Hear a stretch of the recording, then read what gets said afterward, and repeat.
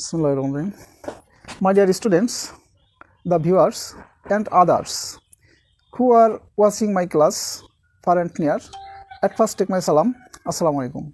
Dear students and the viewers, I am also fine by the grace of Almighty Allah. Dear students, I am going to teach you class 10, subject English first paper, topic change in pastime. Dear students, in my previous class, I have learnt you reading really helps, but today change in pastime. Dear students, at first take your English first paper and open page number 26, lesson 3. Dear students, look at the page. There is a picture. The children are playing in nature. Okay. So, if we read this passage, first of all, we need to learn the vocabulary in this passage. Dear students, come to find out some hard words such as climbing.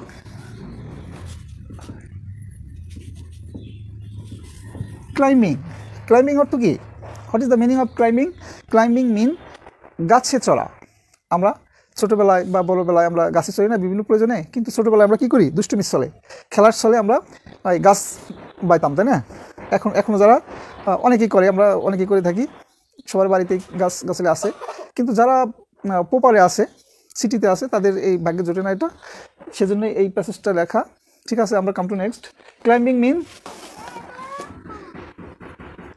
গাছ বাওয়া।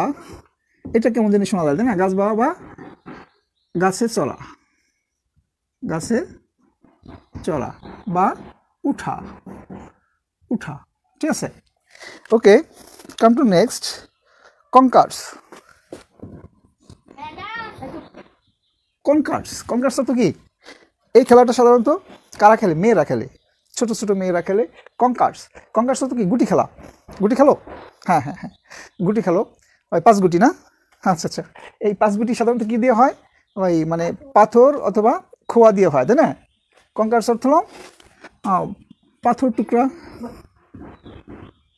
টুকরা বা খোয়ার টুকরা। বুঝতে পারছো? আচ্ছা, তারপর কি আছে? Decline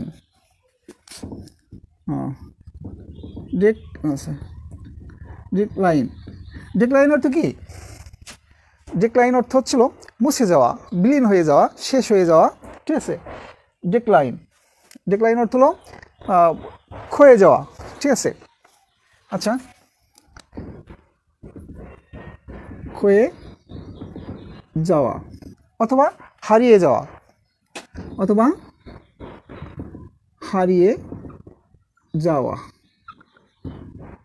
Do you understand? Okay, my dear learners, come to next. আচ্ছা, আর কি আছে? চ্যারিটেবল। হ্যাঁ, CHARITABLE। আচ্ছা, চ্যারিটেবল না? হ্যাঁ, আচ্ছা, চ্যারিটেবল অর্থ কি? চ্যারিটেবল অর্থ হচ্ছিল যেটা বিনা অর্থে সেবাদান, অর্থাৎ যে কাজটার জন্য কোনো পারিশ্রমিক নেওয়া হয় না। ঠিক আছে, বিনা স্বার্থে সেবাদান, অর্থাৎ বিনা টাকায় কোনো সেবাদান করা। আবার পরোপকার লিখতে পারি, আমরা সহজ বাংলায় লিখি বিনা টাকায় সেবাদান করা। ওকে, আচ্ছা, আর কি আছে দেখি? হার্ডওয়ার্ড আর কি আছে? Making day, survey SURVEY, survey নাকি? হ্যাঁ সার্ভে। সার্ভে অর্থ কি? সার্ভে অর্থ কি? সার্ভে অর্থ হলো কোনো কিছু পরিমাপ করে দেখা, ঠিক আছে? এটা বেশ কয়েকটি বাংলা আছে, পরিমাপ করে দেখা, দেখা। আচ্ছা, তারপরে কি আছে? আচ্ছা, dear students, we can weep out. আচ্ছা, ঠিক আছে। আচ্ছা দেখো, দুটো মুসলাম না? আর কি আছে? Making dance.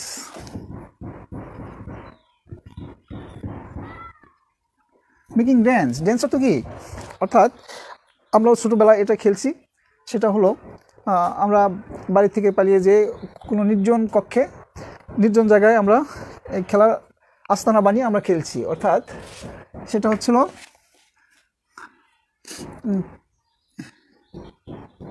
নির্জন স্থানে খেলার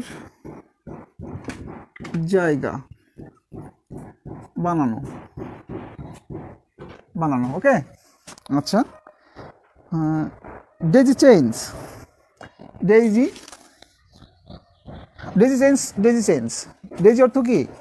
ডেজি চেইনস অর্থ হলো আমরা যেটা করি, একটু বুঝাই দিই, তোমরাও এটা করো, ওই কাঁধে কাঁধে হাত দিয়ে আমরা এই বড় লাইন করে আমরা দৌড়াই, তাই না? দৌড়াইতাম ছোটোবেলায়, আমরা এখন করি না, তোমরা এখন করো, তাই না?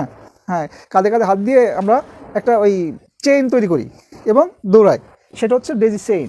আচ্ছা, আর কি আছে দেখি? আচ্ছা, রোল, রোল, রোল, রোল অর্থ কি? ভূমিকা, ভূমিকা, রোল অর্থ হলো ভূমিকা। আচ্ছা, আর কি আছে? ওয়েলবিং, ওয়েলবিং অর্থ কল্যাণ, ওয়েলবিং, ওয়েল BEING, ওয়েলবিং অর্থ কি? কল্যাণ, কল্যাণ, ঠিক আছে? কল্যাণ, ওয়েলবিং অর্থ হলো কল্যাণ। আচ্ছা, ডেফিসিট, ডেফিসিট, DEFICIT, ডেফিসিট অর্থ কি? ক্ষয়ে যাওয়া। ওই ডেফিসিট অর্থ হলো নিঃশেষ হয়ে যাওয়া, নিঃশেষ হয়ে যাওয়া বা ক্ষয়ে যাওয়া। Okay my dear learners, okay thanks. আমরা এখন কি করতে পারি দেখো? আচ্ছা, এটি মোছার দরকার নেই, থাক, আমার আর লেখা নাই। Dear students, come to read out this passage. Attention please, be attentive to your lesson. Option A, childhood outdoor pastimes in decline. অর্থ কি?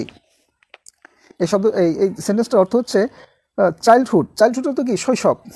চাইল্ডহুড আউটডোর পাস্টাইমস, অর্থাৎ শৈশবে যে ওই আমাদের ওই বাড়ির বাইরের যে অবসরগুলি ছিল, ইন ডেক্লাইন, সেগুলি ধ্বংস হয়ে যাচ্ছে বা নিঃশেষ হয়ে যাচ্ছে, নিঃশেষ, তাই না? তা আমরা মূল প্যাসেজে আসি। দেখো, traditional childhood pastimes of climbing trees and playing conkers are in decline. দেখো, ট্র্যাডিশনাল অর্থ কি? চিরায়ত বা চিরাচরিত বা ঐতিহ্যগতভাবে, ঐতিহ্যগত শৈশব, শৈশব অবসরগুলি, শৈশবের অবসরগুলি, সেগুলি কি কি? অফ ক্লাইম্বিং ট্রিজ, গাছে চড়া, অ্যান্ড প্লেয়িং কঙ্কার্স, এবং গুটি খেলা, আর ইন ডেক্লাইন, এগুলি কি? শেষ হয়ে যাচ্ছে, মানে নিঃশেষ হয়ে যায়, তাই না? নিঃশেষ হয়ে গেছে। According to a survey by the RSPB, অর্থাৎ RSPBর পরিসংখ্যান মতে, RSPBর পরিসংখ্যান মতে শৈশবে যে শৈশবে যে বাড়ির বাইরের যে খেলাধুলা ছিল, সেগুলি নিঃশেষ হয়ে যাচ্ছে। RSPBর এখানে একটা দেওয়া হয়েছে, অ্যাব্রিভিয়েশনটার ফুল মিনিং দেওয়া আছে। আর এতে royal SS society for the protection, পিতে প্রোটেকশন অফ বার্ডস, বিতে বার্ডস, এই সংস্থার পরিসংখ্যান মতে দেখা যায় যে শৈশবকালের ওই অবসরগুলি যেমন গাছে চড়া এবং ওই গুটি খেলা এগুলি হারিয়ে গেছে, তাই না? আচ্ছা, it's a charitable organisation registered in England and Wales. আর এই সংস্থাটি নিবন্ধিত কোন জায়গায়? এই সংস্থাটি কেমন? দাতা সংস্থা, অর্থাৎ এই সংস্থাটি পরোপকারী। এই কাজের জন্য এরা কি অর্থ নেয় না, অথচ স্বেচ্ছা উদ্যোগে এই পরিসংখ্যানটা দাঁড় করিয়েছে। আর এটির নিবন্ধন হয়েছে কোন জায়গায়? নিবন্ধন হয়েছিল ইংল্যান্ড এবং ওয়েলসে। আচ্ছা, দ্য সার্ভে শোজ দ্যাট, পরিসংখ্যানটি দেখায় যে পিপুল আন্ডার 34 রিকল তোমার একটা হার্ডওয়ার্ড বলে দেই। রিকল অর্থ কি? রিকল অর্থ হলো মনে করা, অর্থাৎ হারিয়ে যাওয়া জিনিস স্মরণ করা, তাই না? রিকল অর্থ মনে করা বা হারানোর স্মৃতি স্মরণ করা। আচ্ছা, দেখো, দ্য সার্ভে শোজ দ্যাট, পরিসংখ্যানটি দেখায় যে পিপুল, ওই সব লোক, আন্ডার 34 অর্থাৎ 34 বছরের নিচের লোকেরা recall far fewer such childhood outdoor experiences than people over 55 according to a survey by আরএসপিবির ভাষ্য মতে। হ্যাঁ, আরএসপিবির পরিসংখ্যান মতে 34 বছরের কম বয়স্ক যারা, তারা 55 বছর বয়স্ক মানুষের চেয়ে তারা ওই কম জানে, মানে অতীত সম্পর্কে জানে। অতীত সম্পর্কে অর্থ কি? এই শৈশবকালের যে এই স্মৃতিগুলো, যেমন ওই যে আমরা ওই গাছে চড়া, ডেজি চেঞ্জ, ওই কঙ্কার্স স্পেলিং, এসব তারা কম জানে, ঠিক আছে, কম স্মৃতিচারণ করতে পারে। আচ্ছা, দেখো, people were asked which of the 12 childhood outdoor experiences they could remember. দেখো, পিপুল ওয়ার আস্কড, মানুষকে জিজ্ঞেস করা হয়েছিল বা প্রশ্ন করা হয়েছিল, which of the 12 childhood outdoor experiences, বাড়ির বাইরের যে অবসর বিনোদনগুলি আছে, সেই অবসর বিনোদন দে কুড রিমেম্বার, তারা যেগুলি মোটামুটি স্মরণ করতে পারে। হ্যাঁ, দে কুড রিমেম্বার। আর তাদের সংখ্যার কত? 12টি অবসর বিনোদনের কথা তারা মোটামুটি স্মরণ করতে পারে, ঠিক আছে। দেখি, দ্য আনসার ইনক্লুডেড, উত্তরটি অন্তর্ভুক্ত হয়েছিল মেকিং ড্যান্স, খেলার জন্য নির্জন কক্ষ স্থাপন করা, ডেজি চেঞ্জ, কাঁধে হাত দিয়ে চেন তৈরি করা, ক্লাইম্বিং ট্রিজ, গাছের চড়া, প্লেয়িং কনকার্ডস, সে গুটি খেলা, অ্যান্ড ফিডিং বার্ডস, এবং পাখি খাওয়ানো। এইসব উত্তরগুলি এখানে নিবন্ধিত ছিল বা হ্যাঁ অন্তর্ভুক্ত ছিল। আচ্ছা, 4 out of 5 boys climb trees, 5 জনের মধ্যে 4 জনই কী করেছিল? গাছে চড়ার কথা বলেছিল। And same number of girls made daisy change, এবং সমান সংখ্যক বালিকা তারা কি ডেজি চেঞ্জ বানিয়েছিল, এভাবে তারা উত্তর দিয়েছিল, তাই না? আচ্ছা, বাট দ্য সার্ভে শোড, কিন্তু পরিসংখ্যানটি প্রদর্শিত করেছিল the numbers decline among the newer generation, কিন্তু ওই পরিসংখ্যানটি মানে দেখিয়েছিল যে নিউয়ার জেনারেশন, এই সংখ্যাটি আধুনিক প্রজন্মের যারা মানুষ আছে, যেমন কম বয়সী মানুষেরা, যেমন তোমরা, এদের মধ্যে এই খেলাগুলি কথা জানোই না, অনেকেই জানে না যে ওই ক্লাইম্বিং ট্রিজ, কঙ্কার্স, ডেজি চেঞ্জ তো আমরা স্কুল ক্যাম্পাসে করতে পারি, তোমরা করো, কিন্তু ওই যে ক্লাইম্বিং ট্রিজ, ওই যে ডেজি চেঞ্জ করে আমরা যে ইসে ঘুরি, মানে এসব বিলীন হয়ে যাচ্ছে, তাই না? এসব আধুনিক প্রজন্মের মানুষেরা খুব কম জানে। আচ্ছা,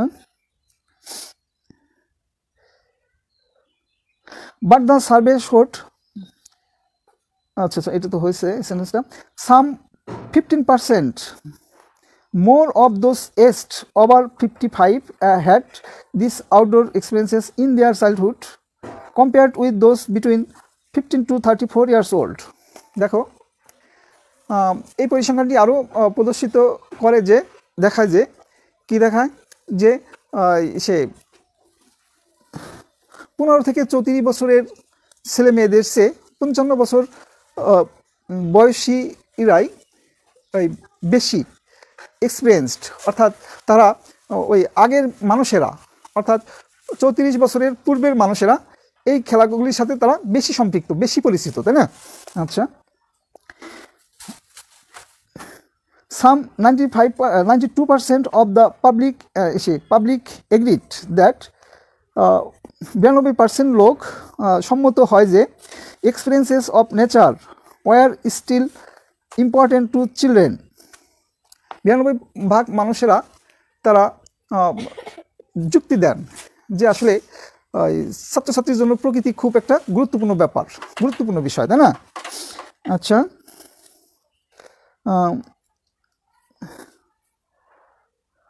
কই জানো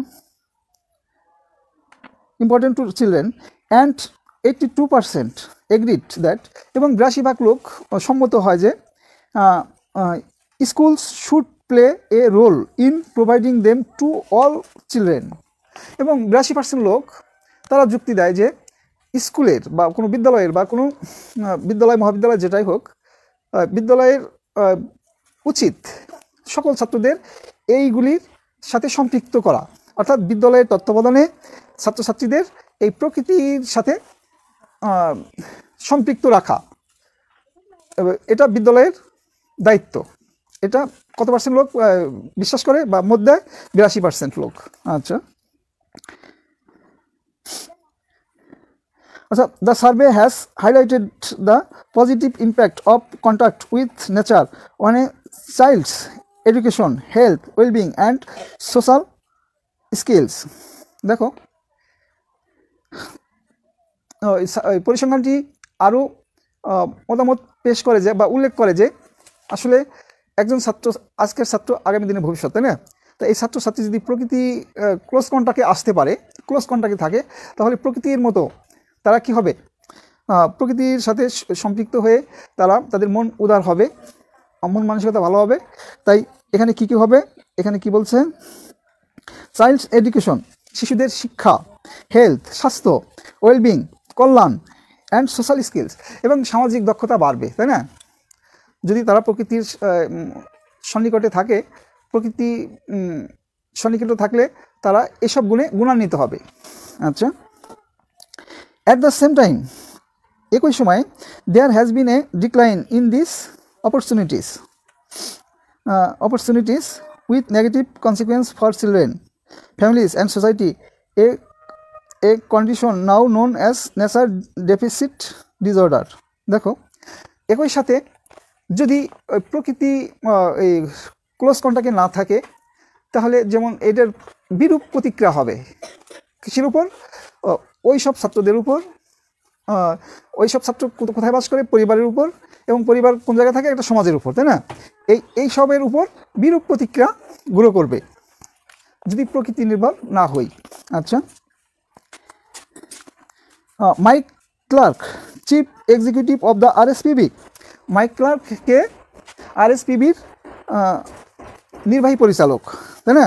will meet parliament members to argue the government to join other organizations in providing children with first-hand experiences of the natural environment. Mike Clark say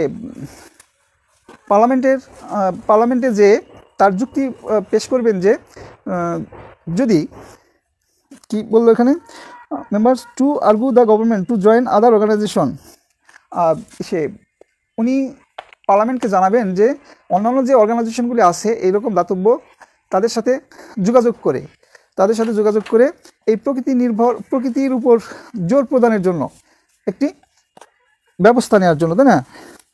organisation in providing children, দেখো ইন প্রোভাইডিং চিলড্রেন, প্রোভাইডার তো কি সরবরাহ করা, তাই না? সরবরাহ children with first hand experiences of the natural environment. আসলে প্রথম প্রথম দায়িত্ব আসলে প্রকৃতির সাথে প্রকৃতির মতো গড়ে ওঠা, তাই না? তো এটা দায়িত্ব কার দিচ্ছে? সরকারকে। সরকার এই কী করবে? বিভিন্ন অর্গানাইজেশনের সাথে যোগাযোগ করে তারা যাতে এই কাজটি বিদ্যালয় বা এই শিক্ষাঙ্গনগুলি এটা করতে পারে, যাতে ছাত্ররা প্রথমেই প্রকৃতির সাথে নিবিড় সম্পর্ক রেখে তারা বেড়ে উঠতে পারে। ঠিক আছে? আচ্ছা, we believe this guidance should include the many positive impacts to children of having contact with nature and learning outside the classroom. দেখো সেন্টেন্সটা একটু আমরা ভেঙে ভেঙে পড়ি, তোমাদের উপকার হবে। উই বিলিভ দিস, আমরা এটা বিশ্বাস করি। গাইডেন্স অর্থ কি? Guidance should include the many positive impacts. Guidance should include the many positive impacts. Positive impacts অর্থ কি? ইম্প্যাক্টস তো প্রভাব, অর্থাৎ পজিটিভ অর্থ কি? পজিটিভ অর্থ মানে যেটা পজিটিভ মানে ভালো ভালো প্রভাব। ঠিক আছে? To children of having contact with nature and learning outside the classroom. দেখো এটা মর্মার্থটা এরকম যে ওই প্রকৃতির সাথে আমাদের ক্লাসরুমে যে আমরা শিক্ষা দেই সেই শিক্ষা কিন্তু শিক্ষা না। আসলে প্রকৃতির সাথে সম্পৃক্ত হয়ে, প্রকৃতির সাথে নিবিড়ভাবে সম্পর্কিত হয়ে যে শিক্ষা অর্জন করা যায় সেটাও কিন্তু মানে সেরা শিক্ষা। শুধু ক্লাসরুমে না, আমরা ক্লাসরুমের বাইরেও প্রকৃতির সাথে তাল রেখে, প্রকৃতির সাথে মিলে আমরা শিক্ষা গ্রহণ করতে পারি, তাই না? সেটা এখানে বলা হয়েছে। আচ্ছা, my dear students, this passage is finished. My limited time is over. See you next. Allah Hafiz.